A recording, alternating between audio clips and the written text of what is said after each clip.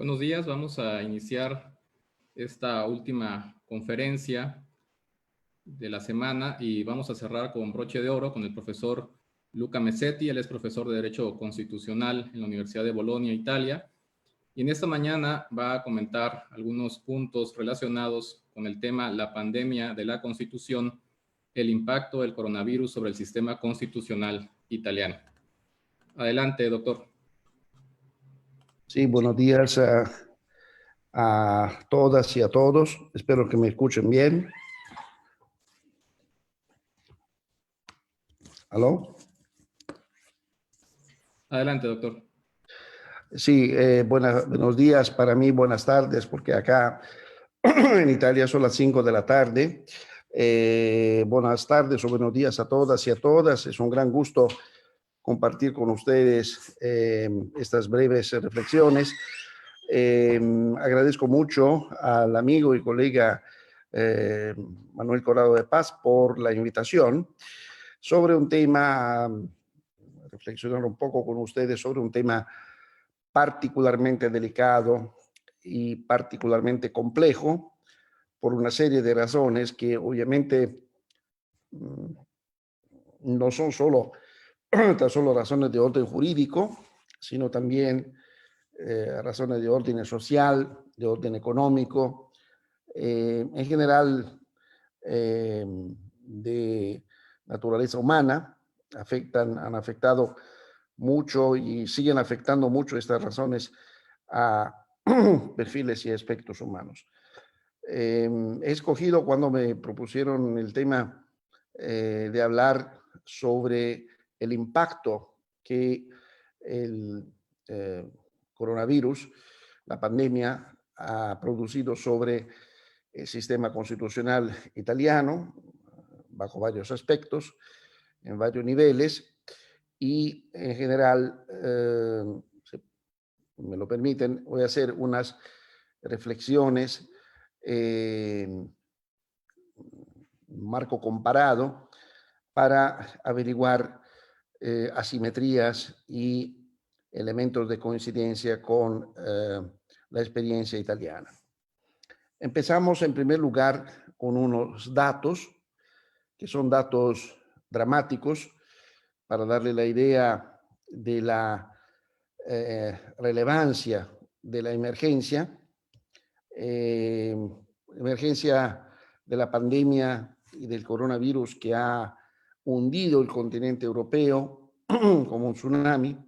En Italia estamos ya más arriba de 200.000 personas contagiadas y alrededor de 37.000 muertos.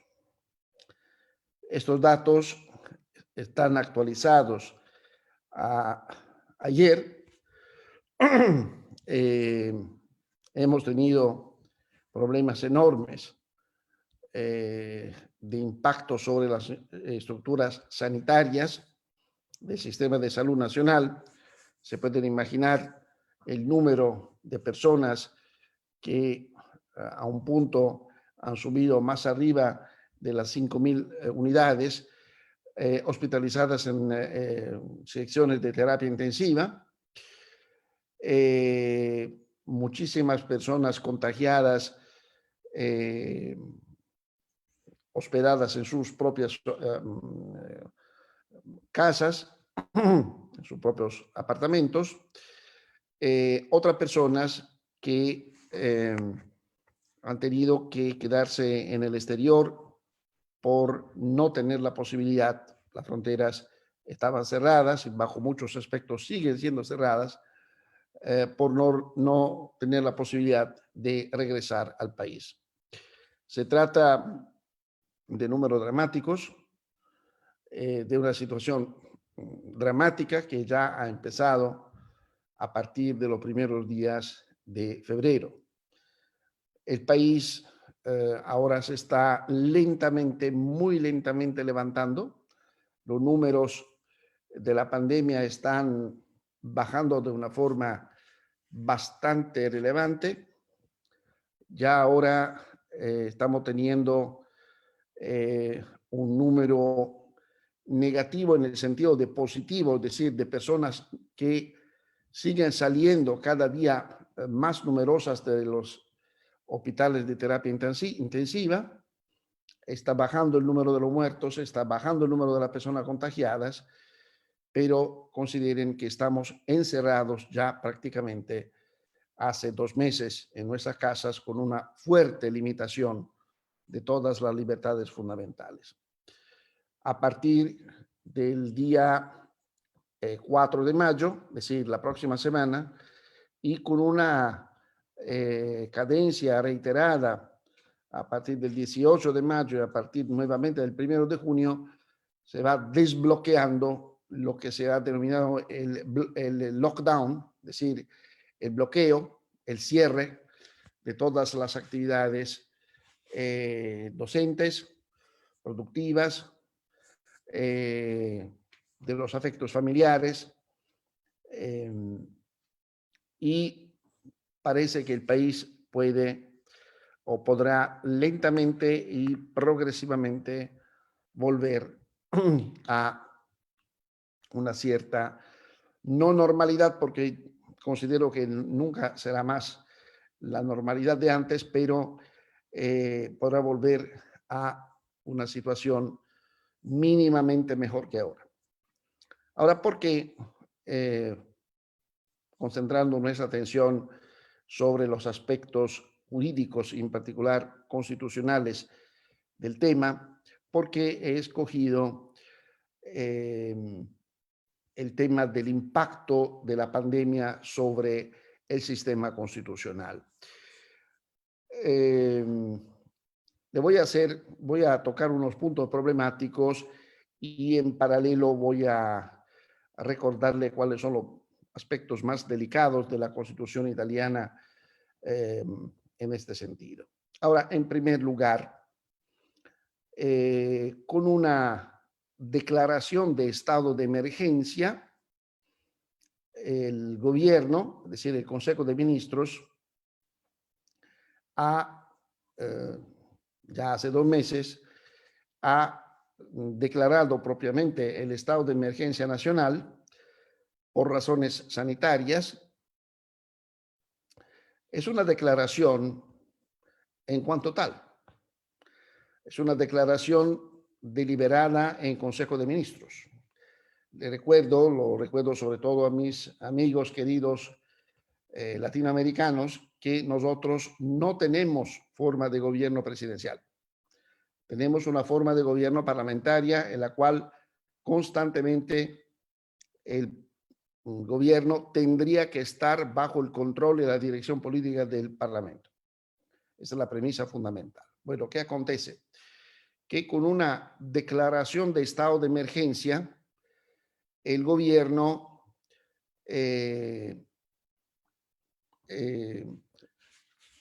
arranca plantea una situación de estado propiamente de emergencia en la cual empieza a sacar decretos leyes, es decir, normas aprobadas en Consejo de Ministros, según lo que establece el artículo 77 de la Constitución, que facultiza el gobierno efectivamente a sacar decretos leyes, es decir, medidas provisionales en casos de necesidad extrema y de urgencia, pero con la obligación de someter el mismo día estos decretos leyes al Parlamento, a las cámaras del Parlamento, para que convierta en ley el decreto ley. Y si el decreto ley no se convierte en ley antes de 60 días, finalizando el periodo de vigencia de los 60 días, el decreto ley pierde su vigor, como se dice, con validez, con efecto ex ante, es decir, a partir ya del primer día en el cual se ha emanado. Eso quiere decir, en otros términos, que todos los efectos jurídicos que se han formado sobre la base del decreto ley no guardan más, pierden su vigor jurídico. La consideración que hago en este sentido es que, repito, el gobierno ha empezado a sacar decretos leyes y en particular, como voy aclarando en un minuto, decretos del presidente del Consejo de Ministros, es decir, del jefe del gobierno, indudablemente haciendo referencia al artículo 77 de la Constitución, pero sobre la base de una declaración de estado de emergencia que no tiene ningún respaldo formal, constitucional ni legislativo.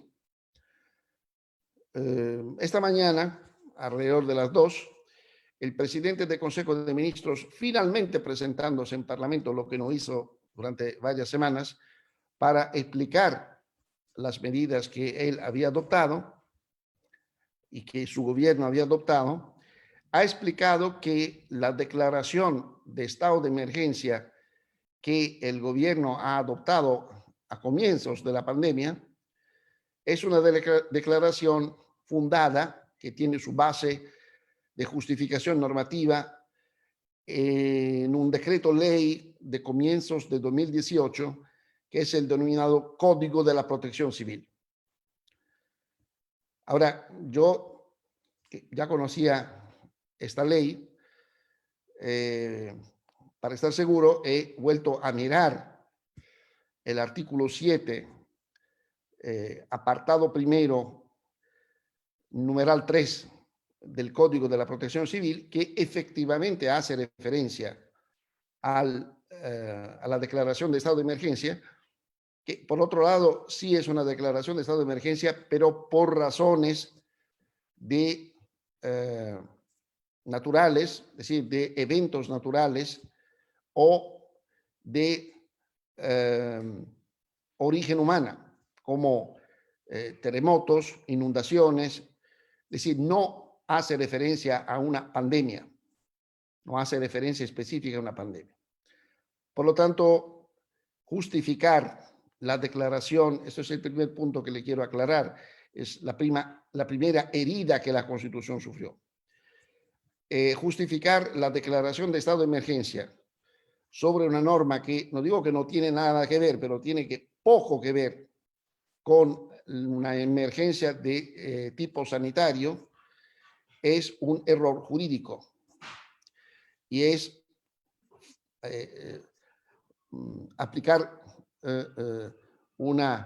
utilizar una interpretación forzada. Segundo,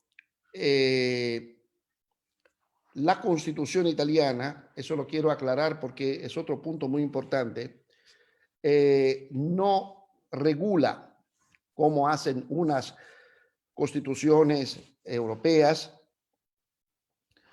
la Constitución alemana, por ejemplo, la Constitución española y casi todas las constituciones latinoamericanas, no regula los estados de excepción, no regula los estados de sitio, no regula los estados de emergencia. Es decir, no regula la tipología de los estados de emergencia, ni regula las medidas que durante los estados de emergencia el gobierno o otro órgano constitucional pueda adoptar. Como les decía, hay únicamente una referencia al decreto ley como medidas provisionales que el gobierno bajo su responsabilidad puede adoptar en casos extremos de necesidad y de urgencia, que por otro lado y en todo caso tiene que ser sometido a las cámaras para su conversión en ley. Ahora, yo creo que este es el primer punto que vamos aclarando. Yo creo que actuando correctamente, el gobierno hubiera tenido que declarar el estado de emergencia, haciendo inmediatamente, participando, transmitiendo inmediatamente esta declaración al presidente de la República, pero ¿con cuál previo requisito? Le decía, es cierto que la Constitución italiana no regula los estados de emergencia. Hace, por otro lado, referencia a la declaración del estado de guerra. La declaración, o mejor dicho, la deliberación del estado de guerra le pertenece a las cámaras, las cuales deliberan el estado de guerra y atribuyen al Poder Ejecutivo los poderes necesarios. Ahora,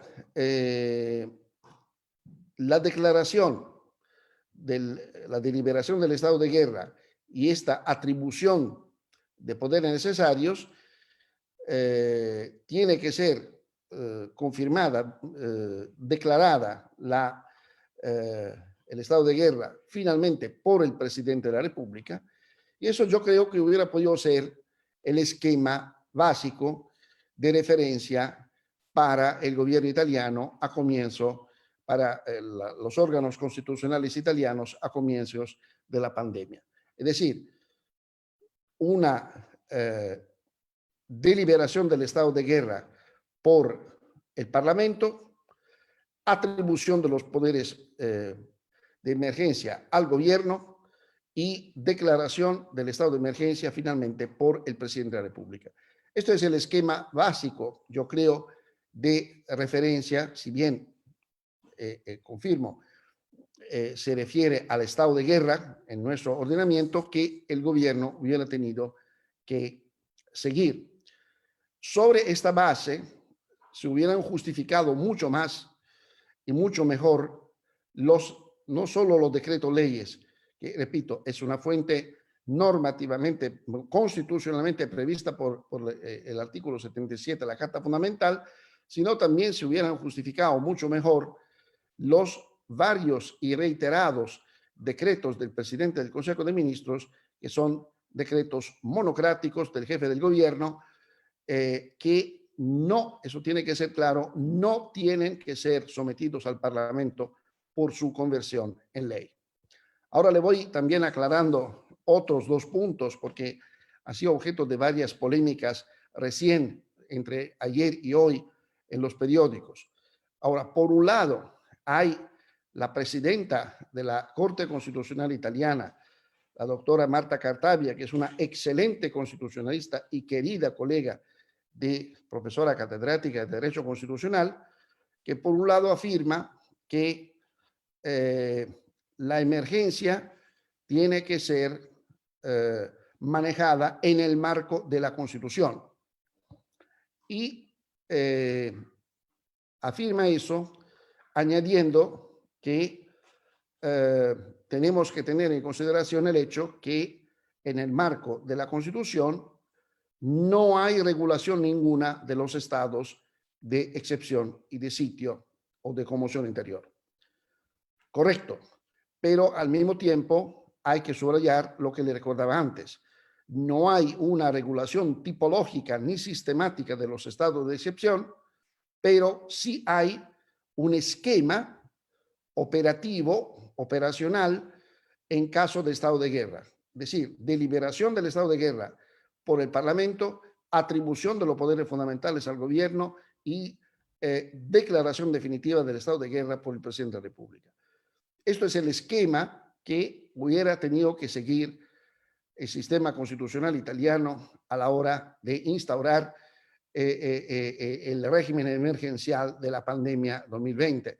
Es decir, una declaración de emergencia sanitaria, una deliberación de emergencia sanitaria por el Parlamento, atribución al gobierno de poderes excepcionales, entre los cuales lo aceptaría, emanación de decretos del presidente del Consejo de Ministros y finalmente declaración del estado de emergencia sanitaria por el presidente de la República.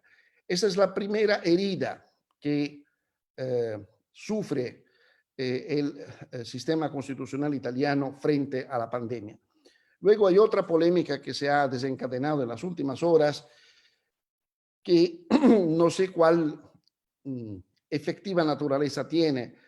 Algunos lo han definido una fake news, es decir, una noticia totalmente priva de su fundamento. Otros hacen polémica con el presidente de la República, que ayer en una entrevista a uno de los más conocidos periódicos del país, La República, parece, según el periodista, subrayo, según el periodista, según lo que relata el periodista, parece que haya afirmado que no hay problema con referencia, no hay ningún problema constitucionalmente relevante y jurídico con la emanación de los decretos del presidente del Consejo de Ministros, porque en todo caso hay la garantía de su conversión, de su posterior conversión en ley por el Parlamento.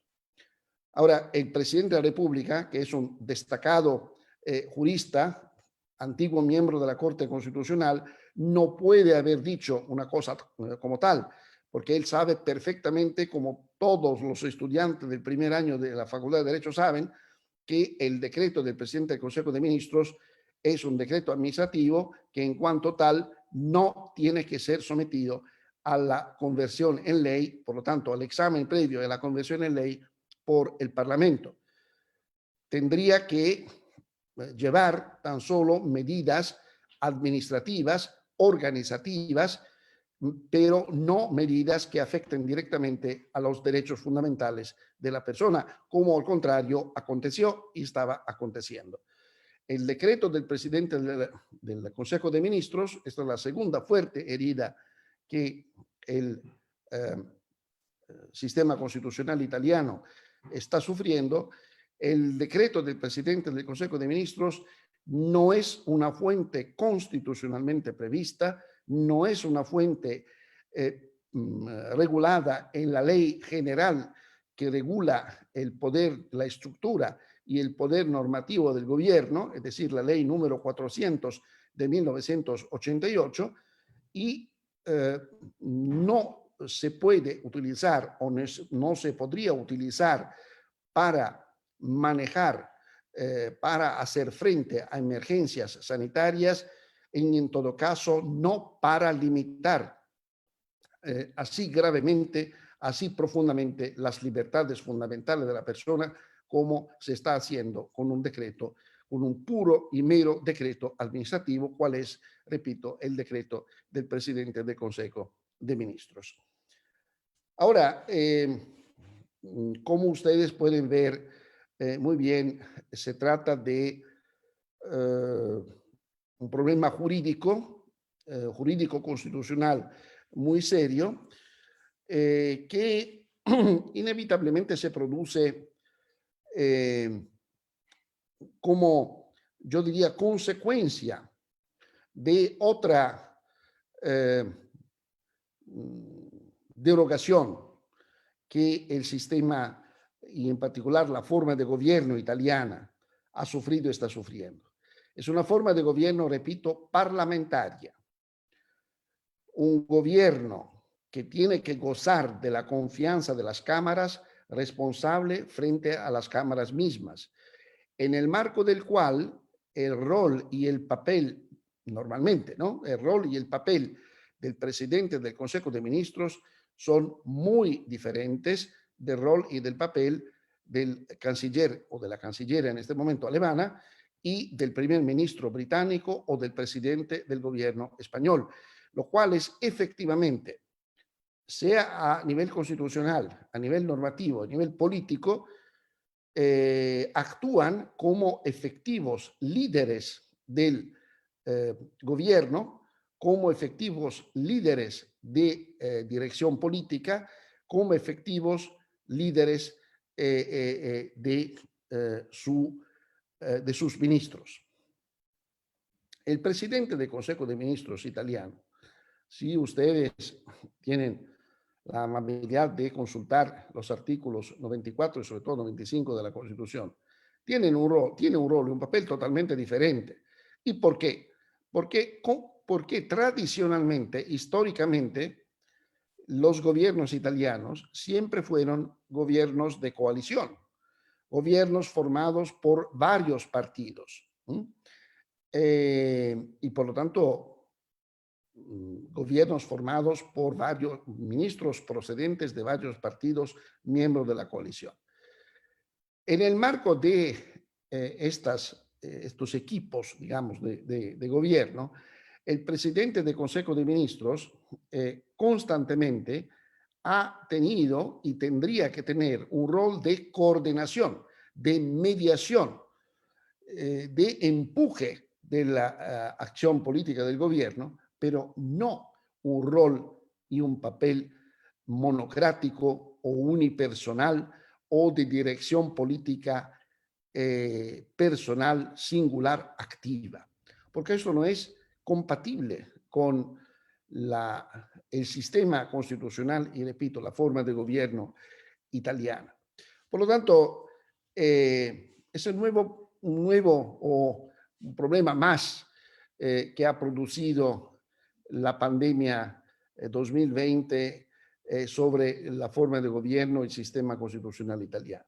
Una fuerte personalización del jefe del gobierno, una fuerte polarización de poderes políticos y normativos encima de él y una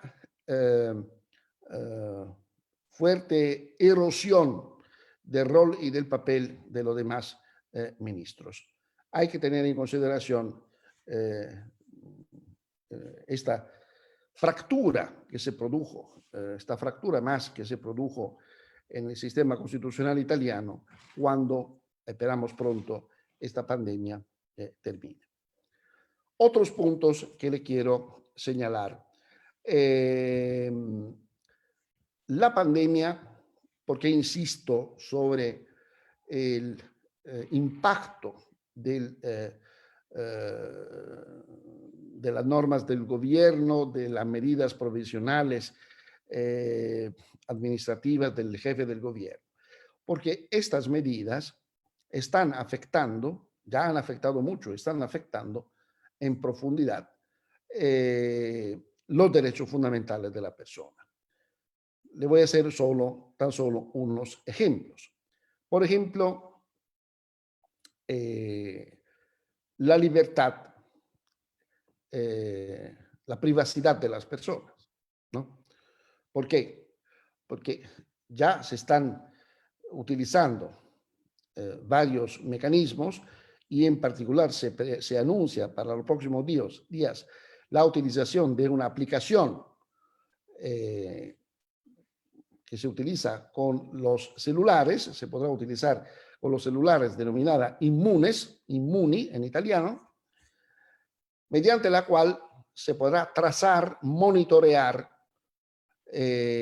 los diferentes aspectos de vida y de relaciones humanas de las personas que, utilizando estas aplicaciones, declaren su estado de salud y cuáles fueron o cuáles son las relaciones con otras personas, en cuáles lugares.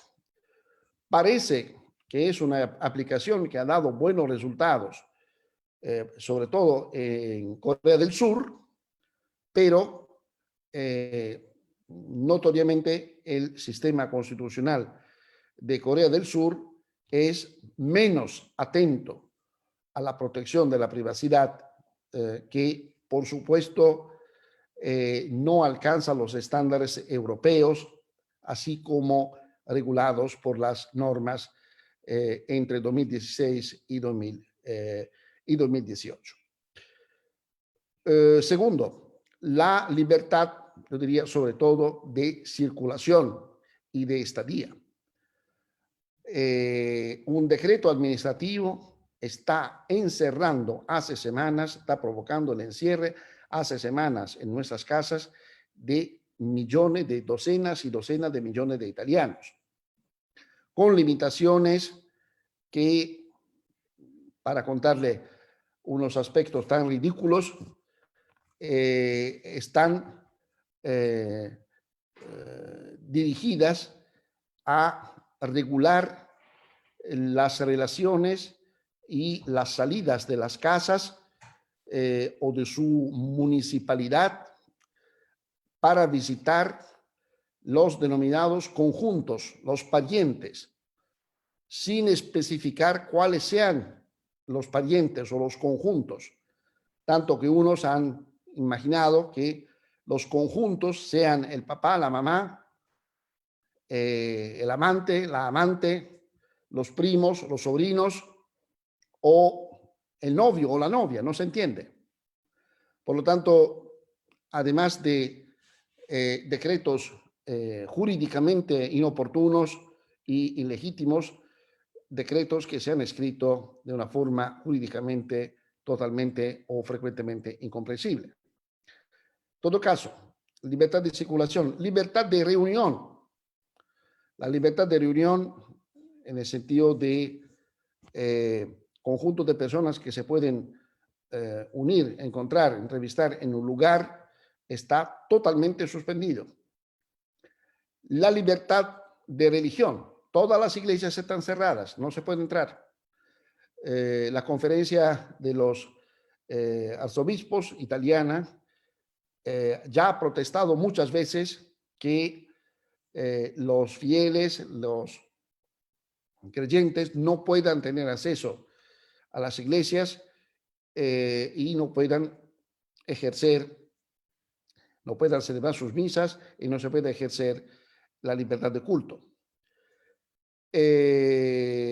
Por lo tanto, la libertad religiosa, la libertad de enseñanza, que está fuertemente limitada, es decir, todas nuestras actividades docentes, empezando por las mías, se han desarrollado de modalidad no presencial, es decir, online, ya a partir de los primeros días de marzo, con un esfuerzo impresionante,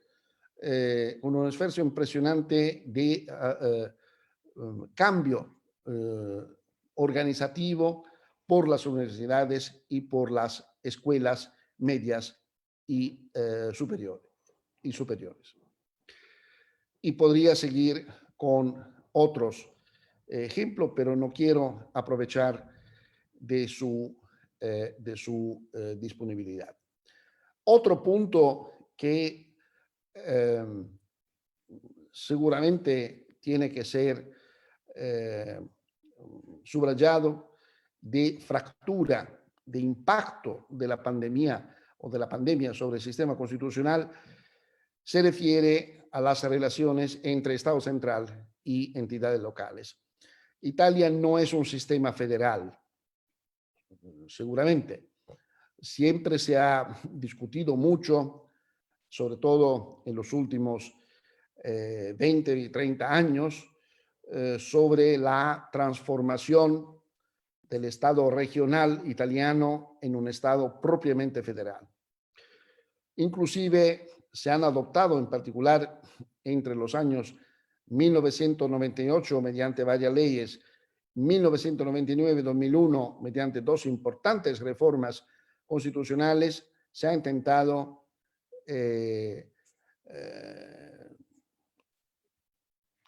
actuar en la vía del federalismo a la italiana, es decir, de un modelo federal italiano. Bueno,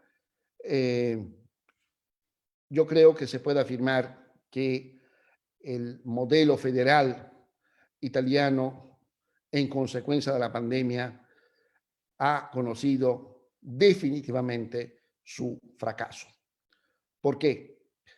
Porque por un lado son dos fenómenos aparentemente contradictorios y en conflicto entre ellos, pero no explican bien en su conjunto nuestra situación.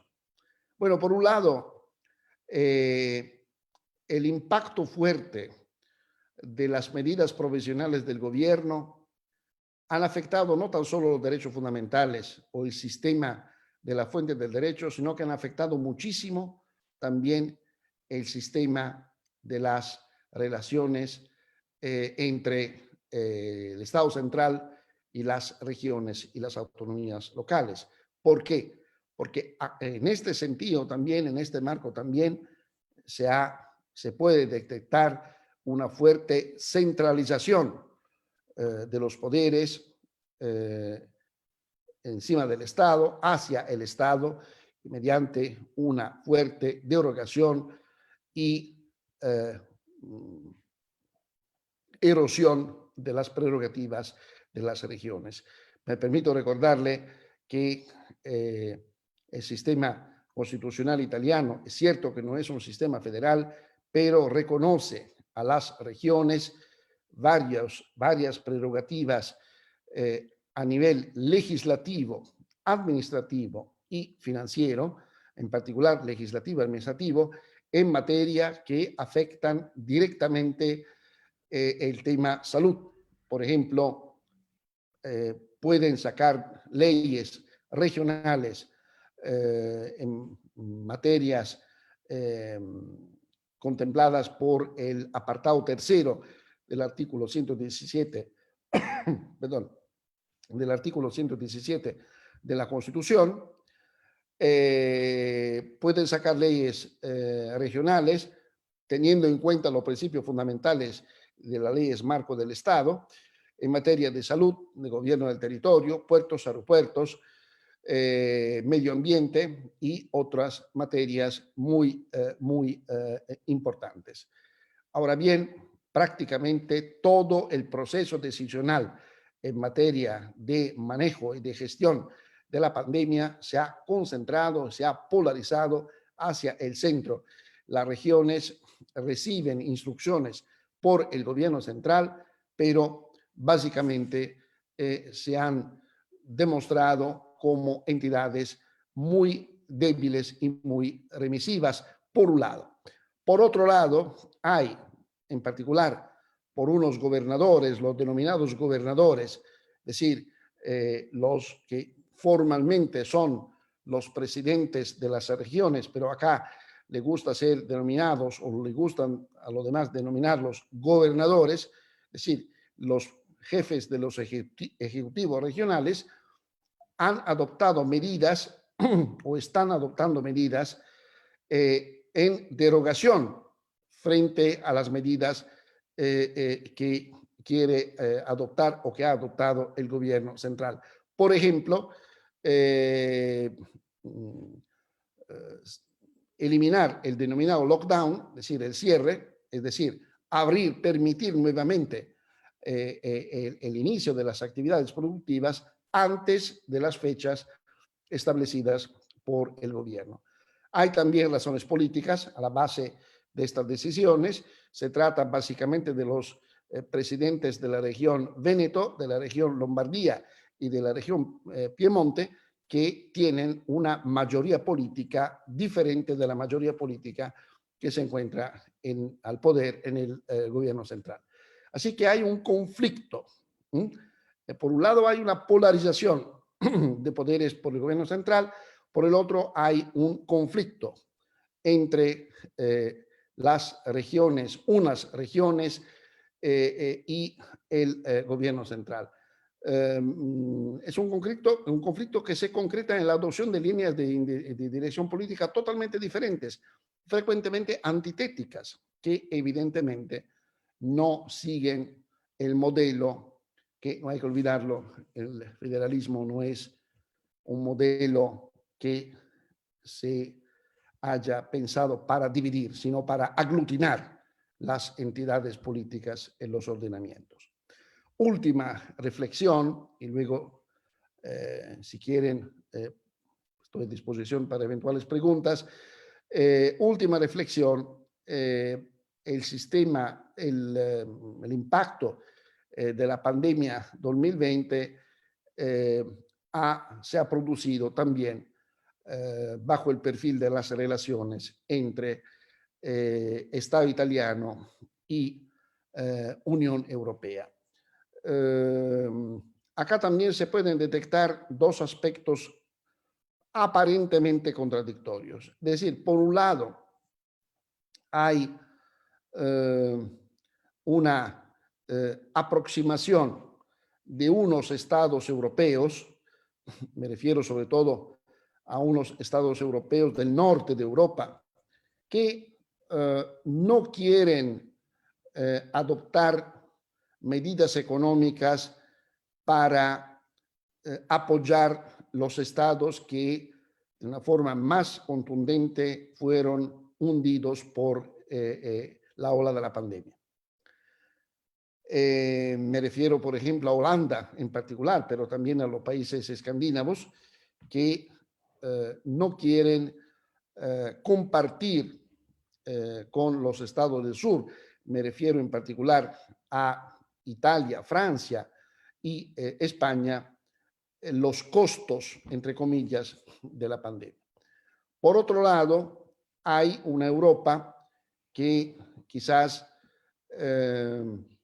arrepintiéndose o pensando con más detenimiento las afirmaciones graves de la presidenta del Banco Central Europeo o en la primera etapa de la pandemia de la misma presidenta de la Comisión Europea, ahora está discutiendo, debatiendo sobre la posibilidad de utilizar un mecanismo de rescate de los estados que permita, por un lado, apoyar financieramente los estados más afectados por este fenómeno, pero al mismo tiempo, como está previsto en los tratados internacionales que regulan estos mecanismos, monitoreando, controlando y por lo tanto, pensemos al caso de Grecia, introduciéndose profundamente en la gestión y en el manejo de los medios financieros por los Estados miembros, por lo tanto, afectando profundamente también sus decisiones nacionales y finalmente su soberanía nacional.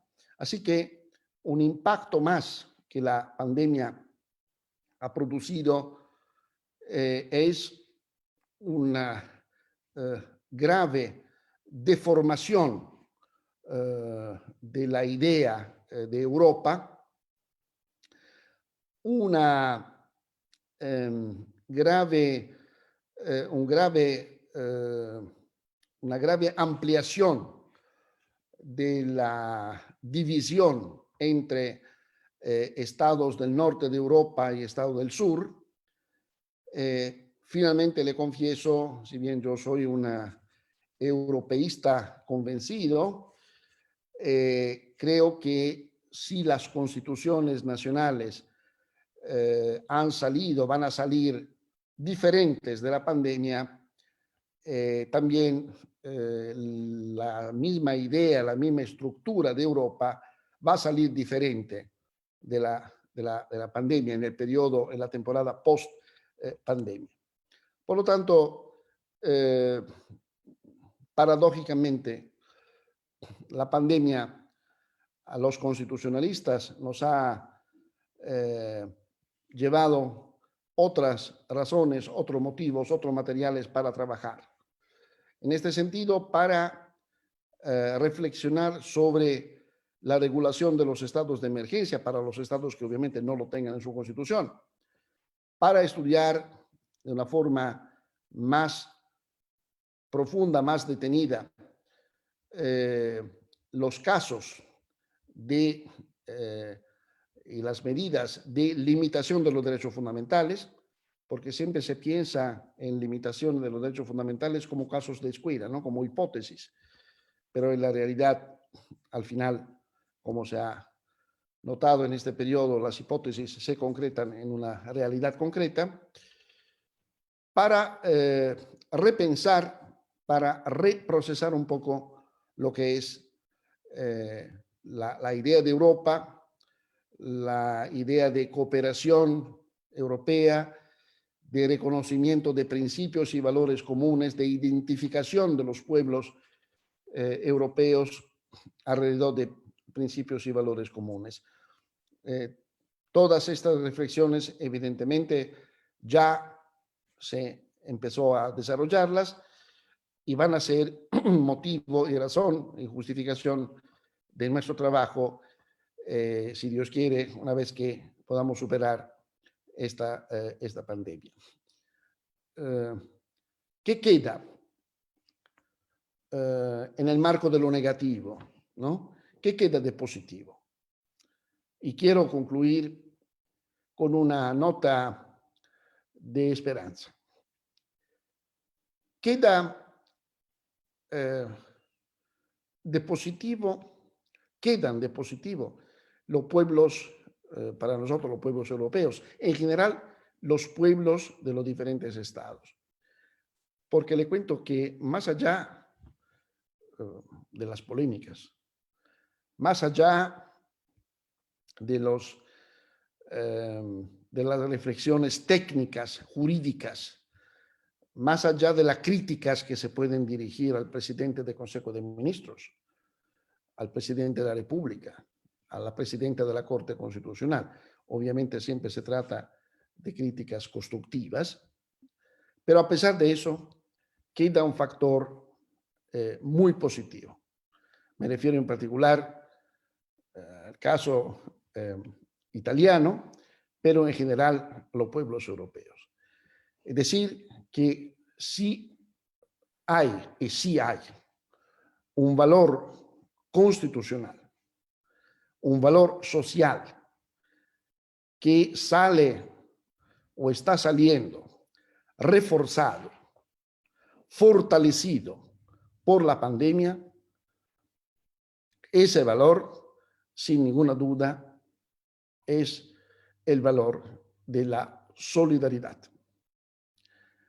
Porque probablemente, como nunca en este periodo, se están produciendo manifestaciones de solidaridad, no tan solo frente a esos héroes que son los médicos, los enfermeros, las enfermeras que trabajan las 24 horas en los hospitales, pero entre las personas, de reconocimiento de una situación de emergencia común, de sufrimiento común, que evidentemente puede ser manejada, a la cual se puede hacer frente tan solo unidos, de una forma solidaria, cooperando y colaborando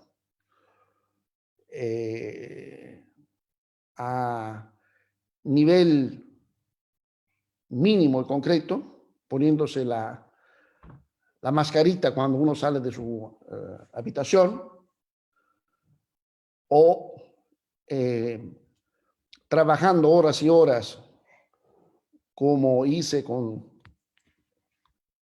mucho gusto, con gran espíritu de servicio, para reorganizar totalmente los cursos de presenciales online de la Facultad de Derecho de la Universidad de Bolonia, o sencillamente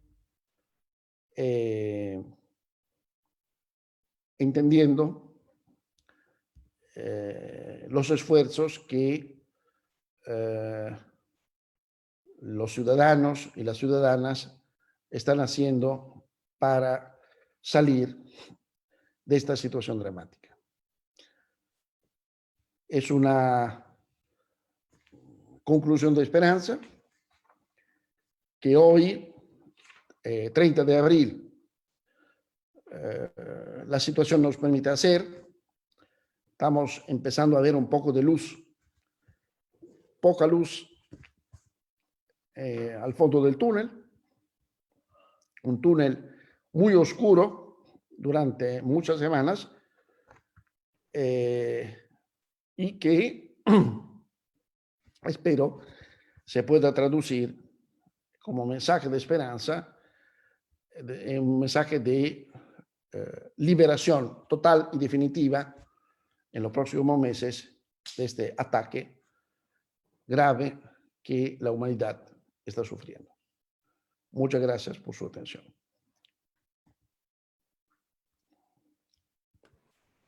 Profesor, muchas gracias. Tenemos algunos planteamientos atendiendo a su llamado. Sí. Guillermo Seman pregunta si se unificaron las políticas públicas entre las regiones y el poder central y si las regiones cumplieron o se diferenciaron del gobierno central. Muy bien.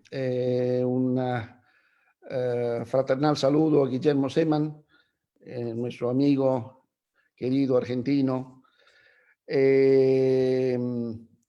Bueno, la coordinación de las políticas públicas en el marco de las diferentes regiones, sobre todo en la primera parte de la lucha contra la pandemia, es una cooperación, colaboración que en amplia medida procedió de arriba hacia abajo, es decir, como impuesta por el gobierno central.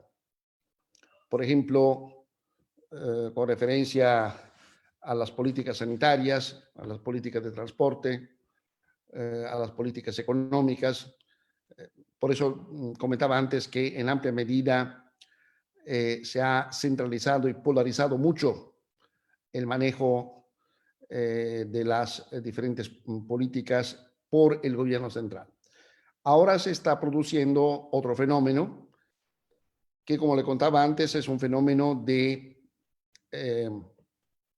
tentativos de los presidentes de las regiones de derogar siempre y cuando sea posible, evidentemente, es decir, siempre y cuando la situación sanitaria lo permita, de suavizar las medidas del gobierno central, por ejemplo, progresivamente admitiendo la reabertura de unas actividades económicas, ya parece a partir del 4 de mayo y progresivamente como segunda etapa del 18 de mayo y del 1 de junio. Unos presidentes regionales, repito, sobre todo en las regiones que, es cierto, más han sufrido el impacto del coronavirus, pero que mejor han podido hacer frente a la pandemia y que ahora están finalmente buenas situaciones sanitarias, evidentemente consideran compatible con la exigencia que la pandemia no vuelva, porque siempre puede volver, según los estudios que se han hecho en este sentido, que ciertas regiones se pueda utilizar se puedan seguir vías autónomas y diferentes.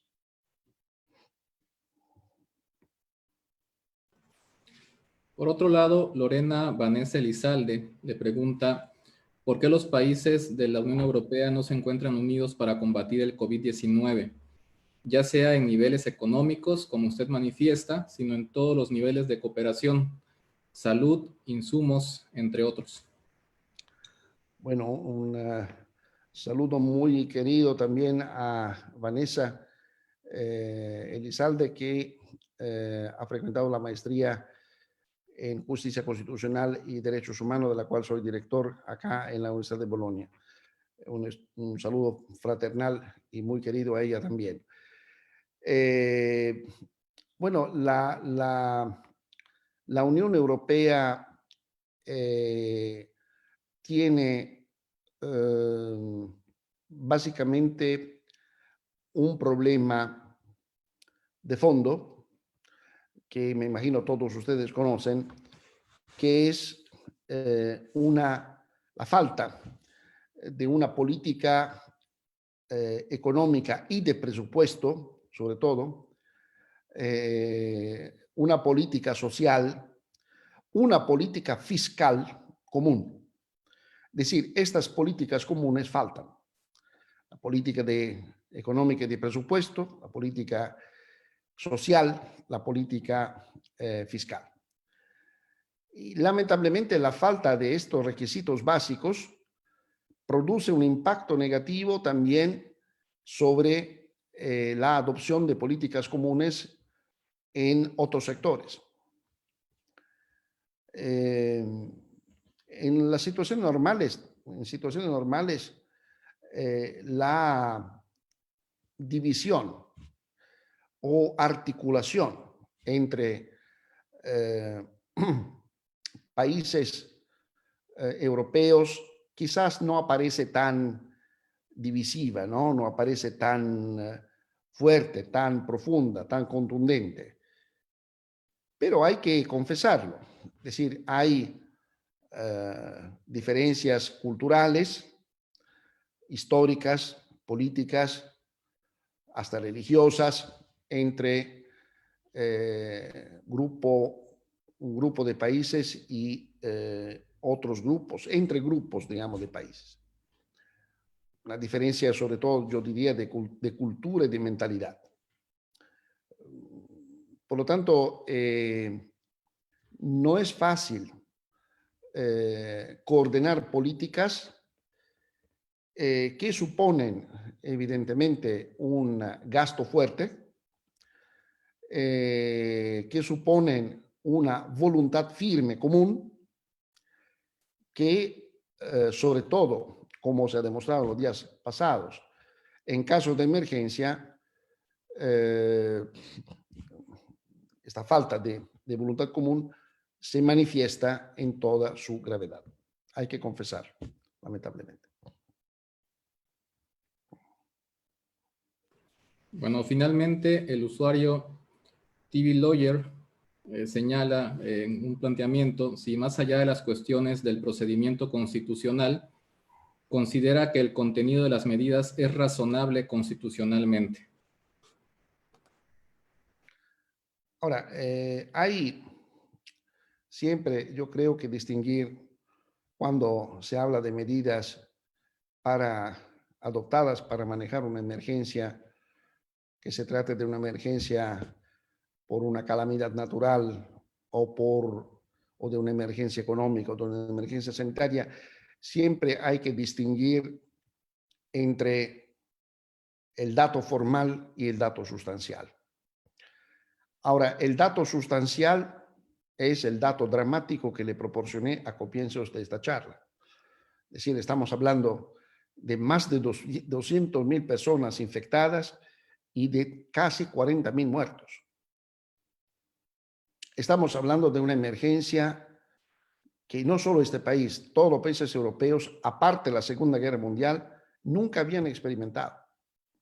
Esa es la constitución material, es el dato material. Y hay que reconocer la gravedad de los acontecimientos. Le confieso que tal vez parece una película, no parece vivir en una situación real, concreta. Otra cosa es el dato formal, es decir, cuáles son las medidas formales, jurídicas, que se adoptan, que se puedan adoptar para manejar eventos tan terribles y tan extraordinarios. Ahora, no hay duda que eventos extraordinarios se puedan manejar tan solo con medidas extraordinarias. Pero yo creo que inclusive en estos casos no se pueda erosionar, no se pueda violar lo que es el requisito mínimo, el corazón del corazón, el núcleo del principio de legalidad y de funcionamiento legal constitucionalmente conforme del sistema. Yo entiendo perfectamente el presidente del Consejo de Ministros, para volver al ejemplo italiano, cuando recién acá son las 6:10 de la tarde, hace 4 horas, frente al Senado de la República afirma: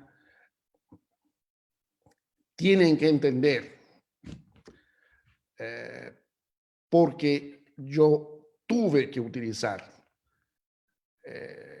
tantos decretos del presidente del Consejo de Ministros. Está bien, lo entendemos.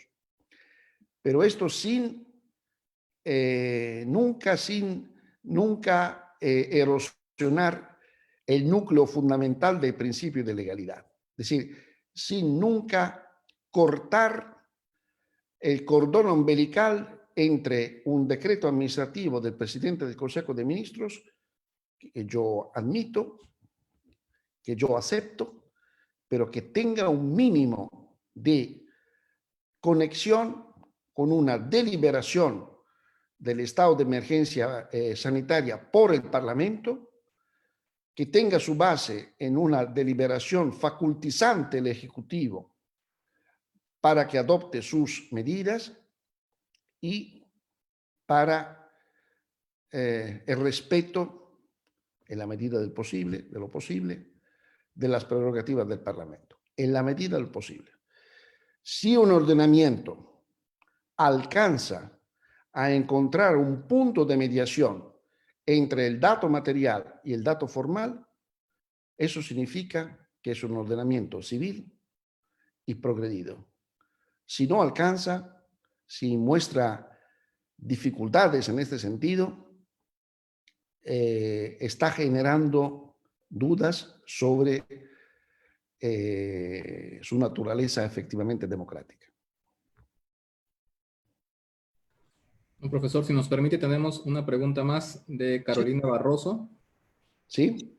Señala, ¿podría haber una responsabilidad del Estado italiano por parte de la Corte Europea por no haber tomado las medidas formales jurídicas? Un saludo muy querido también a Carolina por haber frecuentado nuestra maestría en Bolonia, también nuestra estudiante. Creo que sí. Es posible que estos decretos de limitación de las libertades fundamentales, una vez terminada la pandemia, o en el marco también de la pandemia, pueden ser objeto de impugnación, de apelación frente a los jueces ordinarios y si los jueces o administrativos, y si los jueces ordinarios o administrativos se negarán en suspender el proceso y en someter la cuestión de constitucionalidad a la Corte Constitucional, o inclusive frente a una decisión de la Corte Constitucional, sí se pueden producir, yo considero posible, probable, que se produzcan recursos al Tribunal Europeo de Derechos Humanos por violación de varias normas del Convenio Europeo de Derechos Humanos, sin ninguna duda. Profesor, pues de esta manera vamos a concluir la transmisión. El Centro Iberoamericano de Investigaciones Jurídicas y Sociales se une a la voz de muchos espectadores que han seguido esta transmisión de diversas regiones de América Latina. Usted sabe que es un profesor muy querido y admirado en esta región. Esperamos pronto ver esa luz que ha señalado. Y también queremos aprovechar para invitar a las siguientes transmisiones en vivo que realizaremos durante la próxima semana. El día 4 de mayo estará el profesor Gerardo Durango Álvarez de Colombia con el tema Los movimientos sociales y su lucha por reivindicar derechos participativos. El día 5 de mayo el profesor Jorge Alejandro Amaya de Argentina con la teoría de los contralímites y el derecho argentino. El 5 de mayo el profesor Hernán Antonio de León Batista con el tema La dignidad humana en la era digital. El 6 de mayo, el profesor Osvaldo Gossaini, también de Argentina, con el tema El amparo en Latinoamérica, un proyecto general para Argentina. El 7 de mayo, la profesora Aline Cardim Alves, de Brasil, con el tema Relaciones familiares en tiempos del COVID-19. Y finalmente, el 8 de mayo, el profesor Boris Barrios González, de Panamá, con el tema La protección de los derechos fundamentales en tiempos de cuarentena. Nuevamente, muchas gracias, profesor, por su disposición, por su tiempo, y muchas gracias a todos los espectadores que han seguido esta transmisión.